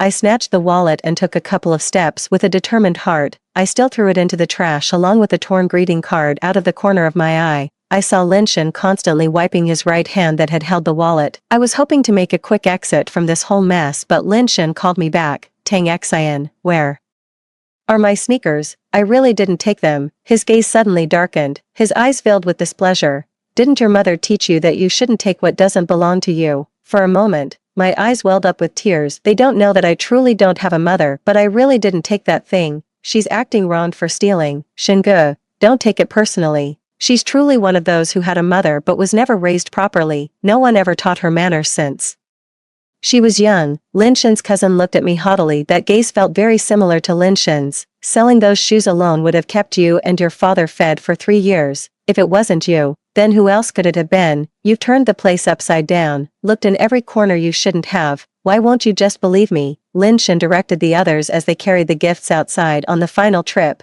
He accidentally bumped right into me. I thought he would say sorry, but his words were, how much can you trust what a poor student says? Only then did I realize he wasn't careless. He deliberately bumped into me. They didn't show up for the afternoon class. The hallway was noisy and chaotic. The people in front kept glancing at me. I was writing notes with my head down when I heard my father's voice outside. Yes, I'm sorry, Dad. I put down my pen and ran out the back door. In the hallway, several of them had my dad surrounded. Xiao Yu, in particular, deliberately tripped him, yet my dad just smiled and apologized to them. Dad, Lin Shen's cousin held on to me tightly, not letting me pass. Xiao Yu's boxed lunch fell to the ground. It was brought by my dad, and it even has my favorite, sweet and sour pork. Xiao Yu crouched down, feigning remorse. Oh, uncle, I'm so sorry. It was so clumsy of me. And no, it's fine. So, uncle, how's the food? Is it good? Delicious. Absolutely delicious. Xiao Yu smirked mischievously. If it's so good, why aren't you eating any? My dad looked up, and Lin Shen was also watching the scene with amusement. The classmates around us were all cheering with feigned enthusiasm. Uncle, you wouldn't dislike it, would you? Uncle, we're all Tang Xian's classmates. We've never seen anyone eat boxed meals before. Uncle, you wouldn't refuse to give us this little face, would you? Under their relentless words, my dad chuckled and reached down to grab the food from the ground. Laughing while eating, Lin Shen even managed to step on the food, but I knew he did it on purpose. My dad scooped up the mud-streaked rice and put it in his mouth. I was sobbing uncontrollably, and the arm being held was starting to bruise. Lin Shen, I'm going to tell the director. Lin Shen was slightly taken aback, and the others burst into laughter. Ha ha ha, don't you know that Shen is the chairman's son? I know, but I don't believe they'd cover for Lin Shen. This is a provincial key university. After all, I helped my dad to his feet. He reluctantly stuffed the last 2 pieces of gobeira into his mouth. He smiled at me. It's okay, grain isn't dirty when it falls on the ground. Dad, they arrived at the dean's office. Lin Shen sat down in the director's chair without a second thought. He crossed his legs and started playing a game. The director cheerfully draped a blanket over Lin Shen, but when his gaze shifted to my father and me, his eyes were filled with an indescribable coldness. Tang Xian, apologized to Lin Shen. Dean, you haven't even heard our side of the story. Why should I apologize?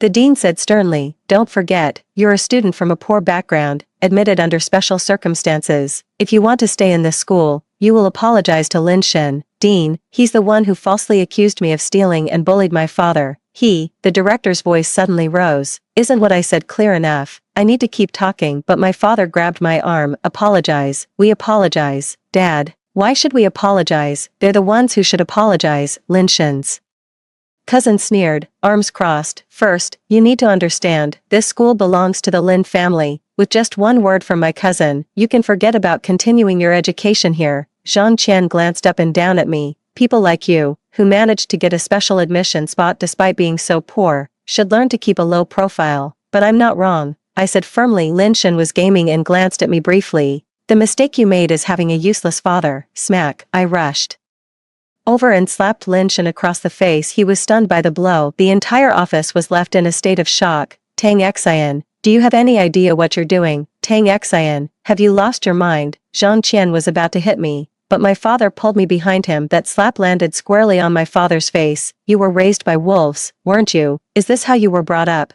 Dad, my father held my hand down. Shaking his head repeatedly, Lin Shen also rose from his seat. The Director was panicking, looking at me helplessly. You, kneel down and apologize to Lin Shen. I was trembling with anger, but my dad was smiling obsequiously. I'll kneel, I'll kneel. I grabbed my dad's arm, trying to pull him up. Dad, I'm not going back to school. Don't talk nonsense. I looked helplessly at Lin Shen, but he remained unmoved. I knew it. Even when I knelt down to apologize, he tacitly accepted it. My father has a limp. When he knelt, he toppled over in a comical way. Everyone laughed heartily, rubbing his leg. My father looked up and forced a smile. Uncle, your head doesn't even make a sound when you knock it. Didn't you just finish eating? Dad turned back, looking at me with tears in his eyes. He shook his head at me in a scolding manner, then he steeled himself. The sound of kowtowing grew louder and louder. Crack, the floor shattered, and sharp fragments of stone pierced father's forehead. His forehead flushed crimson, and blood began to seep out. Yet, in Lin Shen's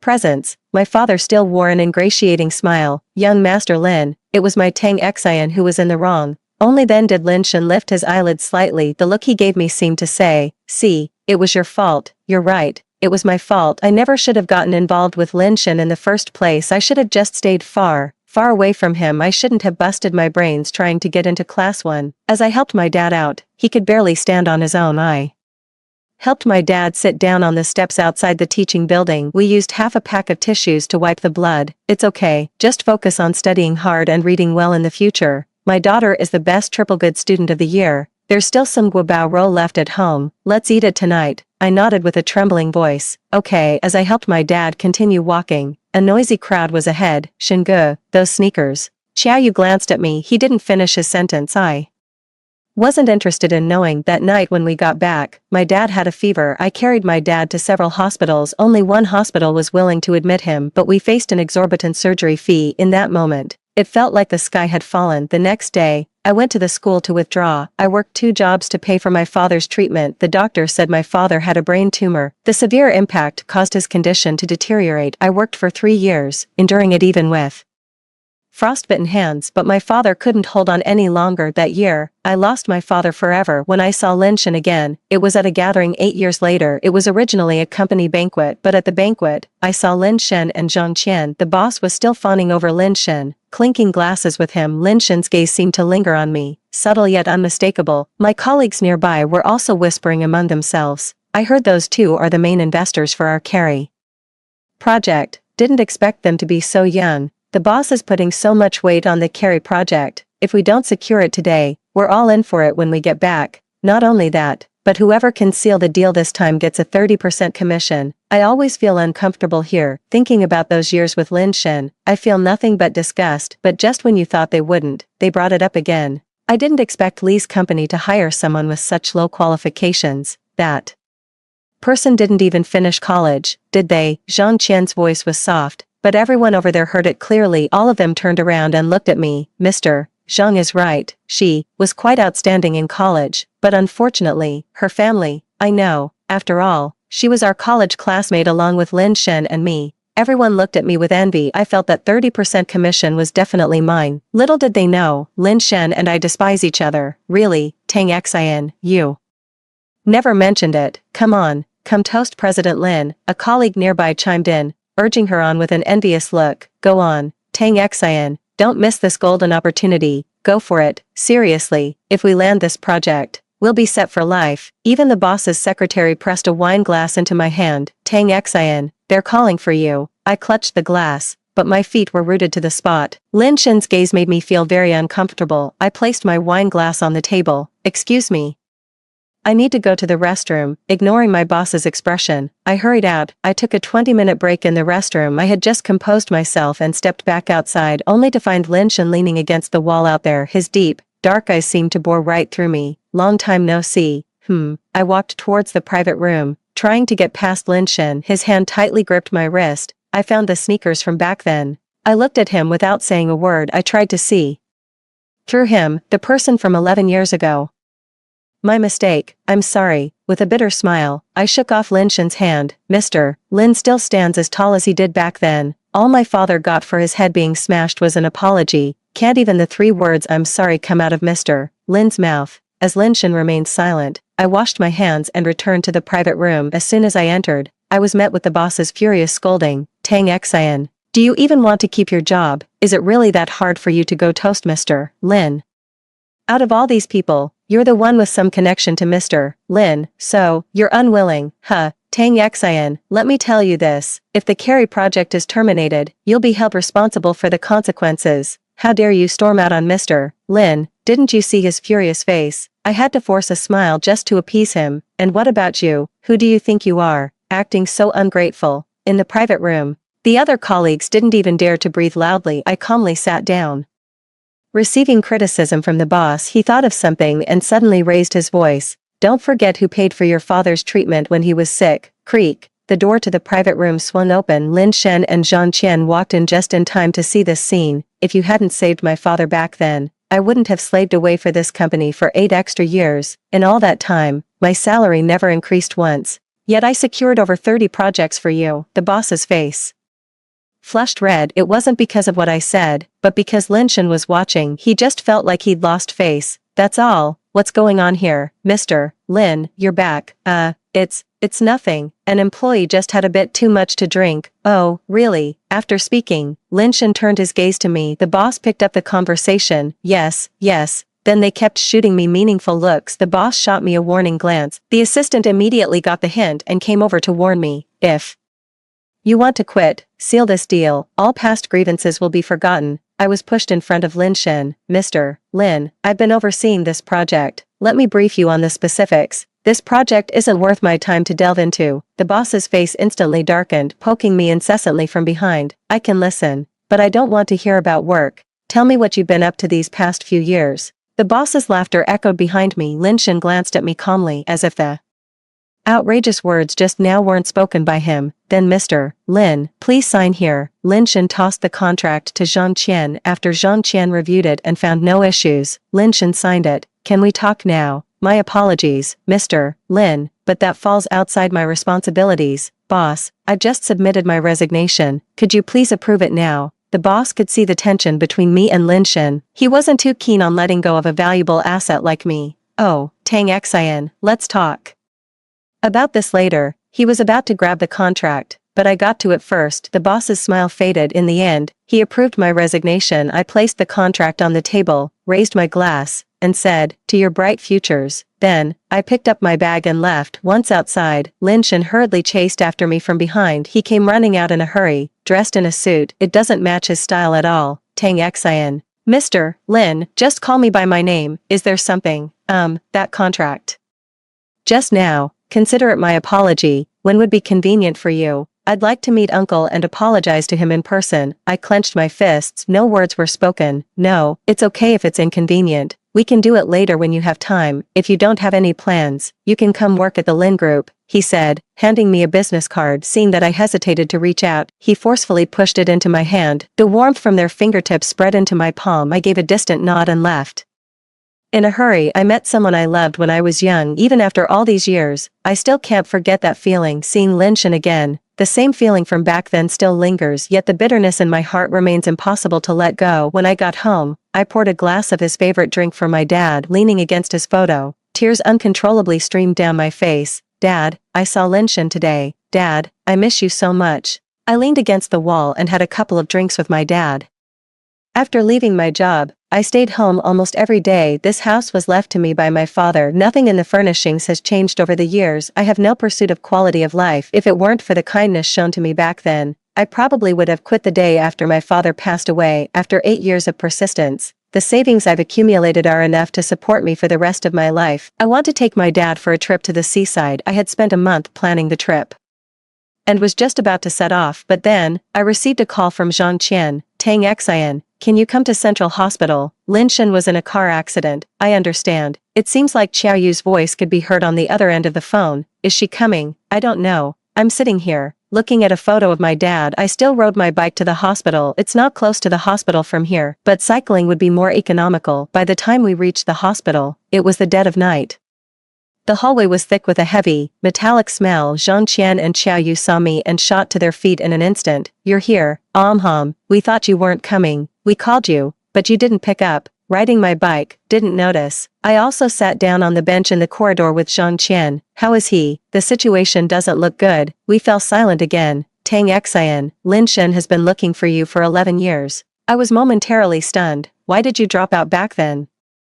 He regretted it. He looked for you. He was frantic. When the school finally said you had withdrawn, he smashed about a dozen panes of glass. He cut his hands and needed 13 stitches. That's how rich kids act when they're angry. All these years, he's been waiting for you. He heard you were at this company, so he came here specifically to see you. Zhang Qian suddenly looked at me cautiously. Are you still angry with Lin Shen? Seeing that I remained silent, Xiao Yu laughed awkwardly.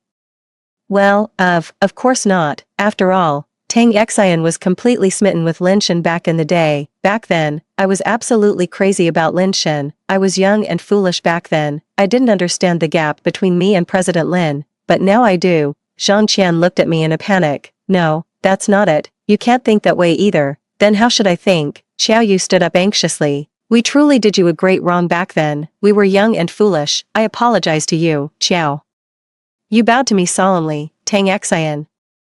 I'm sorry, Tang Xian. Lin Shen's father is unconscious from a severe injury, and Lin Shen himself isn't doing well either. You've been his only obsession all these years. Can't you find it in your heart to forgive him, if only out of pity for his wretched state? Didn't you all use my misery as your entertainment back then? The two of them fell into a heavy silence. They all looked down at their own hands. I'll take care of Lin Shen until he's discharged from the hospital. Consider it a promise I'm making to my younger self. With that, I turned and walked into the hospital room. They were left staring at each other in excitement. The moment I entered, I saw Lin Shen looking at me weakly. You're awake. I heard everything you just said.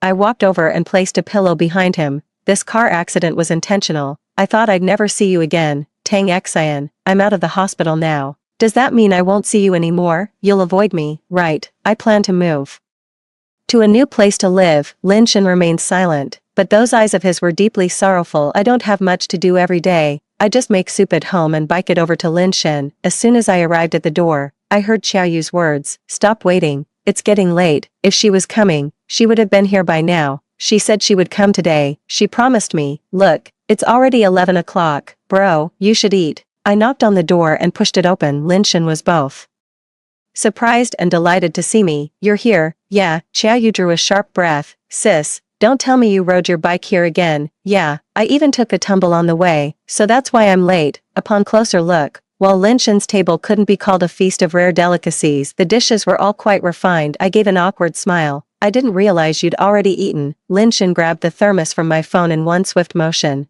Haven't eaten yet. That's theirs. Zhang Qian was about to feed the spoon into Lin Shen's mouth. Seeing this, he turned and fed it to Xiao Yu. Xiao Yu coughed twice. I'll go call the doctor for you. It's nothing, just a scratch. The doctor was still called over, and he cleaned the scrape on my elbow. Shall I have the driver take you tomorrow? No need. It's convenient for me to ride my bike. No trouble necessary. Lin Shen glanced at the bed beside him. Or, you could stay with me. Then I'll trouble the driver. A faint smile played on his lips. Hello, just spray the medicine in our room once in the morning and once in the evening. Oh, it's Sister Tang Xian, Yuzu. Zhang Qian looked at us. Do you two know each other? Yeah, my dad was hospitalized here before. After seeing Yuzi off, I went downstairs and took a couple of laps. When I came back, I saw Zhang Qian pushing Lin Shen while talking to Yuzi. I didn't hear what they were saying until I got closer. Passed away? Yeah, Sister Tongxin's father passed away 8 years ago. Didn't you know? How could it be so sudden? There was a tumor in his brain, and with conservative treatment, he could have lived for another 10 years or so, but Uncle Tang kept suffering severe head injuries. So, Yuzu shook her head and sighed, then was called away by others. Lin Shen looked at me, his eyes filled with deep remorse. Uncle, it's getting late. I should go back now. I fled in panic, unwilling to face that memory. Lin Shen's condition has improved significantly around the second week. When I went to the hospital to deliver soup, I saw Lin Shen's mother. She was draped in a snow-white fur coat. She was holding such a large diamond ring. There's clear disdain in her eyes for me. What is this? My son has never had anything like this in his life. Can he even drink it? Little girl, I know what you're thinking, and I advise you to give up that idea. You two are from completely different worlds, and I will not allow this to happen, Auntie. You're overthinking. I promise to take care of him until he's discharged. And after that, I won't bother him. Ha, who would believe anything you say? I hear you've got my son completely infatuated, using all those seductive tricks. Stay away from my son in the future, or else. She gave me a warning look. People like you will never be worthy to stand by my son, Madam Lin, rest assured. I am well aware of my place. I've heard these words since I was a child. Her look at me wasn't exactly disdain, but it wasn't far off. I'm just telling you, you two come from different worlds. You might be a good kid, but you're not the right choice for Shen. You know I'd only have Shen as my son. I understand. After tomorrow, I won't appear again, Mrs. Lin took a deep breath. Maybe I'm overthinking it, but you're indeed different from them. Just as they were talking, Zhang Qian pushed Shen over. Lin Shen's gaze toward his mother still held a trace of hostility. What are you two talking about? I walked over and took Zhang Qian's place, pushing Lin Shen's wheelchair. Nothing much. Your mom said it was nice to meet me, thanked me for looking after you, and invited me to visit your home more often. Lin Shen looked at his mother in surprise. His mother was also looking at me in surprise. After returning, Lin Shen finished the soup. Lin Shen, you're almost fully recovered, aren't you? Lin Shen flinched. Then he pretended to respond calmly. Are you planning to go out and play?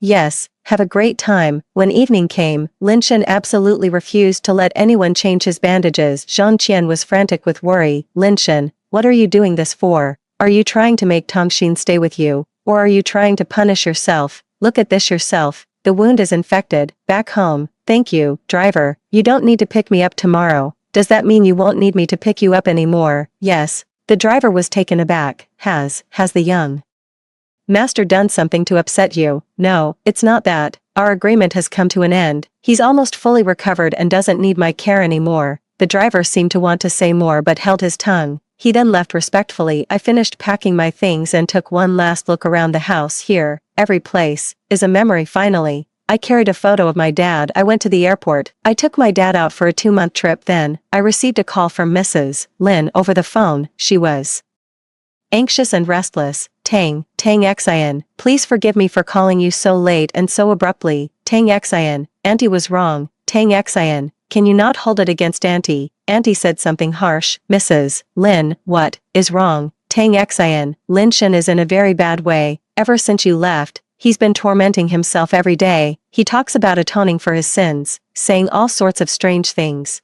And he hurts himself at night. Tang Xian, I was wrong. It's my fault. I'm sorry. Could you please come back? I accept you now.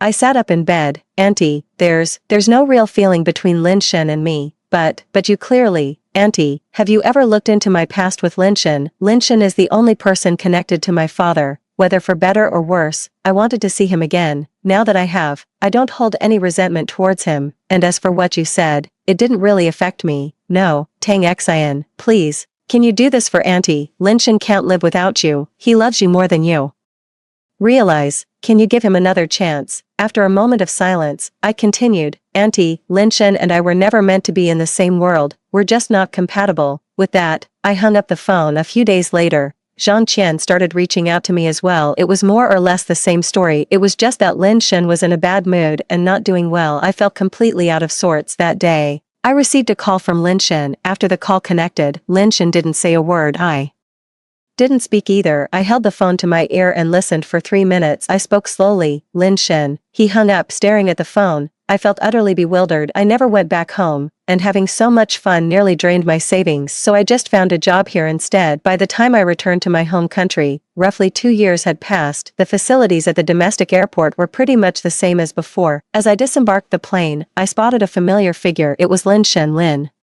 Shen was dressed in a mature suit. His efficient demeanor couldn't hide the fatigue on his face. You're back.